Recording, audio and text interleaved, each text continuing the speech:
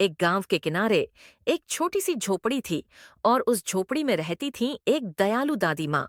वह अकेली थी, अपनी थोड़ी सी खेती से ही गुजारा करती थी। उनकी सबसे प्यारी चीज थी उनकी मीठी सुरीली आवाज।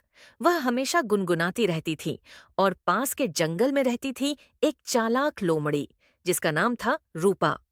रूपा अक्सर दादी माँ की झोपड़ी के आसपास घूमती रहती थी। उसे पता था कि दादी माँ बहुत सीधी सादी है और वह उनके पास रखे खाने की चीजों पर नजर रखती थी।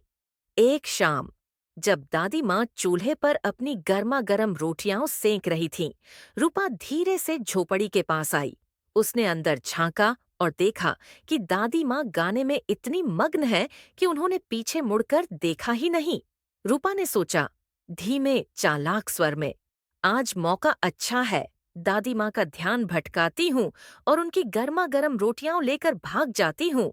वह जोर से चिल्लाई, तेज बनावटी आवाज में, दादी माँ, दादी माँ, मुझे सुनाई दिया है कि गांव में बहुत ही बड़ा मेला लगा है। लोग नाच गा रहे हैं और तरह तरह के पकवान बिक रहे हैं। दादी माँ ने गाना रोक दिया। उन्होंने मुस्कुराते हुए कहा, शांत प्यारी आवाज में, अरे रूपा, तू यहाँ? हाँ, मैंने भी मेले के बारे में सुना है, लेकिन इतनी शाम को कौन जाएगा? वैसे भी मुझे तो अपनी रोटियां खत्म करनी है। रूपा ने और चालाकी दिखाई, झट से। लेकिन दादी माँ, वे कहते हैं कि वहाँ सबसे स्वादिष्ट बेसन के लड्डू मिल रहे हैं। अगर आप अभी नहीं गई तो सब खत्म हो जाएंगे। दादी माँ ने एक पल सोचा, फिर उन्होंने एक गर्म रोटी को कपड़े में लपेटा और रूपा की ओर फेंक दिया।